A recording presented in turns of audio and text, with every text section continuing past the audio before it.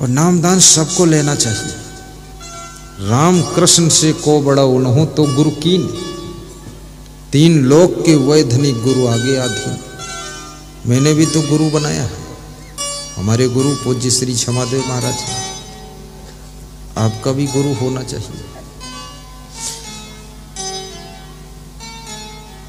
और किसी का गुरु ही बिगड़ गया हो तो दूसरा गुरु बना लेना, झंझट में मत पड़ना, गाली गलौज मत देना उस गुरु को, दूसरा गुरु बना लो। शास्त्रों में छूट दी गई है, ज्ञानहीनो गुरु त्याज्यो मिथ्यावादी विडंबका सो विश्रांति न जानात पर शांति करोत क्यों। गुरु दूसरा बना लो। दत्तात्रेय ने 24 गुरु बनाए थे। भगवान राम के गुरु वशिष्ठ थे और सदगुरु विश्वामित्र थे। और ज्ञान, जिसके ज्ञान से जिंदगी पलट जाए, आपकी जिंदगी की बुराइयां निकलकर बाहर होने लग जाए, मन में शांति आने लग जाए, उस गुरु का प्रवचन सुन करके सुख शांति आनंद को प्राप्त करते रहना।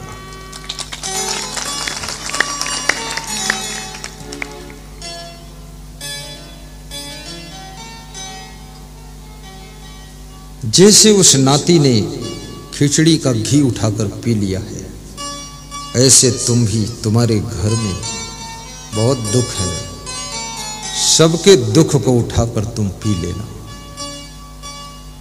जैसे शिव जी ने जहर पी लिया था, जिन्होंने अमृत पिया वो सब देव बने, पर जिन्होंने जहर पिया वो महादेव बने। मैं आपसे कहूंगा, घर में जो सुख है वो तो सभी ले लेते हैं, लेकिन घर का दुख और कष्ट वो तुम अपने ऊपर ले लेना तो तुम देवों के देव महादेव हो, बहुत महान हो। परिवार की शांति के लिए कष्ट सहना भी तप है। परिवार के संगठन को मजबूत करने के लिए तकलीफ को सहना भी तपस्या है। सत्संग समागम कराने के लिए कष्ट सहना, अपमान सहना भी तप है। आप सत्संग समागम करा रहे, कितनी मेहनत आपको पड़ी है। दिन रात जागना पड़ा, भागना पड़ा, सिटिंग करना पड़ा, सबसे सहयोग लेना पड़ा, हाथ जोड़ना पड़ा। जिनसे कभी नमस्कार नहीं किया था उनको भी हाथ जोड़कर नमस्कार, थमस्कार, धमस्कार सब करना पड़ा। ये क्या है? ये तप है। क्योंकि आज अगर ये चाठा जागीर वालों ने इतनी मेहनत ना किया होता तो शायद ये 15,000 श्रोताओं को लाभ नहीं मिला होता। चाठा जागीर की धरती, और धन्य है यहाँ के लोग, नर नारी, जिनके मन में ऐसी भावना उत्पन्न हुई है कि गुरुदेव को बुलाकर समागम कराऊं, गुरुदेव की कथा कराऊं, आशीर्वाद। और वास्तव में ये कथा से मन की व्यथा कम हो जाती है, आपका जीवन मंगलमय हो। समाज में फैली हुई कुरीतियों को भी दूर करो। पुरानी परंपराएं जो व्यर्थ हो चुकी हैं उनको ढोते मत रहो, अब उनको विदाई दे दो। जैसे आपने बैलों से खेती करना लगभग बंद कर दिया कि नहीं, ट्रैक्टर से खेती कर रहे, ऐसे ही आपको पूरे भारत देश में अलग अलग प्रदेश में अलग अलग परंपराएं हैं, अलग अलग कुरीतियां हैं, जिनकी पहले आवश्यकता रही होगी कभी, लेकिन आज उनकी जरूरत समाप्त हो चुकी है। जैसे हमारे मध्य प्रदेश में, राजस्थान में मृत्यु भोज की परंपरा बहुत जबरदस्त चल रही है। किसी के घर में किसी की मृत्यु होती है, तीसरे दिन खाना पीना रखा जाता है, फिर 10वें दिन, फिर 12वें दिन, फिर 13वें दिन।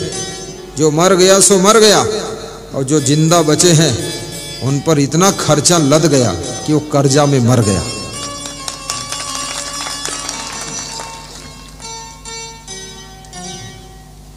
केवल एक बार बस खाना खो जाए काफी है, वो भी जमीन बेच बेच करके मृत्यु भोज मत कीजिए, क्योंकि मर गए सो मर गए, बाचे बाचनहार। और मृत्यु भोज में जरूरी नहीं कि पकवान बने, साधारण भोजन हो जाए वो भी ठीक है। और खास खास रिश्तेदार आ जाए, बस मामा आ जाए, नाना आ जाए, बुआ जी और फुआ जी और बुआ फुआ फुई हुई सब आ जाए, जीजा जी जीजी जी दीदी जी, बस ये 10-50 लोग काफी। ऐसे मृत्यु के कार्यक्रम में तो भोजन करना नहीं चाहिए। हाँ, शादी विवाह में ठीक, और शादी शादी शादी उसका नाम ही है शादी। क्या नाम है? शादी। शादी मतलब सब सादा काम होना चाहिए। शादी में, शादियों में लोग बिक जाते हैं, अनर्गल खर्चा होता है, कर्जे में डूब गए, अभिमान में दिखाते हैं कि अरे उनसे ज्यादा टॉप का मेरा हुआ। ये क्या दिखाना है? शादी में ज्यादा से ज्यादा 101 लोग पहुंचो, बस हो गया शादी। और शादी में भी ये भी ध्यान रखो, कभी किसी लड़के के साथ में भागकर शादी मत करो, कभी किसी लड़की को भी भगाकर मत ले जाओ। जरूरत नहीं, तुम्हारे माता पिता को बहुत दुख होगा, अपमान होगा। और माता पिता ने तुमको पाल पोस कर, शिक्षा देकर, संस्कार देकर, गोद में खिला करके क्या इसीलिए बड़ा किया था कि जवान होने पर उनका सम्मान भी डुबा दो तुम? ऐसा कभी मत करो। सामाजिक मर्यादा के अनुसार धूमधाम से, प्रेम से 100-200 लोगों के बीच में शादी कर लीजिए। और इतना जरूर मैं कहूंगा, शादी में सुख नहीं पाओगे। ये ललचाते हो अभी तुम बहुत ज्यादा। तुम समझते हो इसमें रसगुल्ला है, अरे इसमें गोबर गुल्ला निकलेगा। हाँ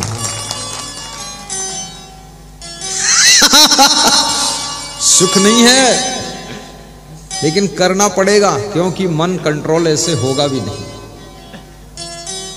सब जानते हैं गुरुजी बहुत सुखी है, लेकिन गुरुजी जैसा मन कंट्रोल करना भी कोई आसान बात नहीं। मन को, और मेरा मन तो बचपन से कंट्रोल है, शुरू से ही। हम कभी गांव में घूमने नहीं जाते थे, कुछ नहीं, कभी कोई गंदा फंदा गीत गाया ही नहीं, याद ही नहीं किया हमने, कभी जिंदगी में फिल्म देखा ही नहीं, कोई अच्छी बुरी कोई नहीं देखा, कोई नशा फसा किया ही नहीं, और किसी को दोस्त भी नहीं बनाया ना, कोई दोस्त नहीं, सब हमारे दोस्त, कोई दोस्त नहीं। और सबसे बड़ी विशेषता कि जब मैं पढ़ता था स्कूल में ना, डिग्री कॉलेज में, सामने से अगर लड़कियां आ रही हैं और मेरे को भी उधर जाना है, तो मैं साइड गली में जाकर खड़ा हो जाता था। वो निकल जाती थी, तब फिर आकर मैं इधर जाता था। कभी उनसे आंख लड़ाना, खीसे काढ़ना, ये कुछ करता ही नहीं था। जन्म मेरे साथी लोग कहते थे, सब जो पढ़ते थे साथ में, और टीचर भी कहते थे, तुम पूरे महात्मा हो। तुमने कहा क्या अधूरे बनना चाहिए? बोले पेंट शर्ट में ऐसी रहनी आपकी। मैंने कहा मुझे संत बनना है, लेकिन थोड़ा शिक्षा प्राप्त कर लूं, और गुरु ढूंढ रहा हूं मैं। अरे गहरे नथु खैरे लफंगे, गुरु का चेला नहीं बनूंगा।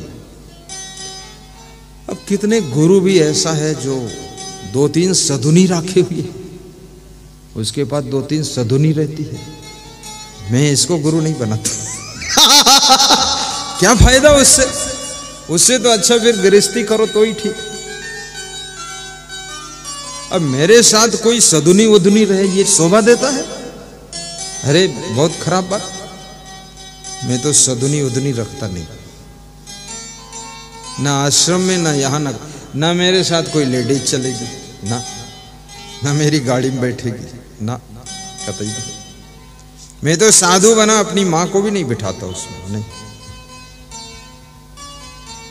माँ से मैंने कह दिया कि तुम्हें बैठना तो मैं उतर जाऊंगा, आपको गाड़ी छोड़ के आ जाएगी। आप माँ हो इसलिए सम्मान जरूर है, लेकिन मैं जानता हूं तुम मेरी माँ हो, और दुनिया क्या जाने ये माँ की साड़ी चमक रही किसकी चमक रही।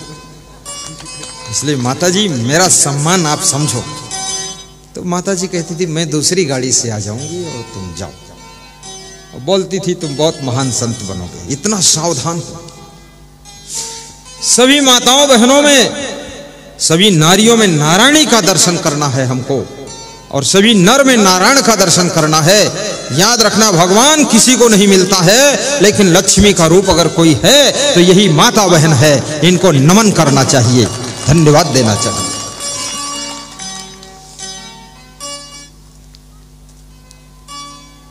तो ये मन रोकना बहुत बड़ी बात है। आप खैर गृहस्थ आश्रम में हैं, अच्छी बात है, लेकिन गृहस्थ आश्रम में भी नियम रखो। एक पत्नी व्रत, एक पति व्रत रखो। और गृहस्थ आश्रम में भी मन को इतना तो कंट्रोल करो कि जिसके साथ शादी किया उसको धोखा मत दो। कितने लोग, जैसे अपने देश में होता ना राष्ट्रपति और उपराष्ट्रपति, ऐसे भी कितने लोग हैं, पति और उपपति और गणपति। क्या लफड़ा बना रखा है, पत्नी और उपपत्नी, फिर न जाने कितनी पत्नी। ये सब मन को बंदर मत बनाओ। जिस किसी व्यक्ति की बेटी ने आपको पति के रूप में स्वीकारा है, उसको पूरा प्रेम दीजिए, उसको रोना ना पड़े। कितनी स्त्रियां इसलिए बहुत दुखी रहती हैं कि उनका पति उनसे प्रेम नहीं रखता है और किसी अदर लेडीज से प्रेम रखता है, इसलिए उनको बेहद दुख होता है। और अपना दुख किससे कहें, अंदर अंदर घुटन भरी जिंदगी जीकर मर जाती है। ऐसा कभी मत कर। और ये विषय भोगों में सुख भी नहीं है, ये भी समझ लेना। आपन तेज सम्हारो वापे, तीनों लोग हाँकते कापे। अभी जैसे हम हैं ना, तो हम लोग तो ब्रह्मचारी हैं। मेरी उम्र 54 साल हुई है, 55 चल रहा, और वास्तविक 58 साल का हूं, और वो लिखा छोटा कम है। लेकिन ये उम्र कितनी ही हो, पर आपन तेज सम्हारो आपे, तीनों लोग हाँकते कापे। आपके शरीर के अंदर जो वीर है, रज है, वो शरीर का राजा है। अगर राजा ठीक से है तो समझ लेना आपका शरीर बुढ़ापे में भी दमकता रहेगा, चमकता रहेगा। तेजस्वी बनो, ओजस्वी बनो, यशस्वी बनो, तपस्वी बनो।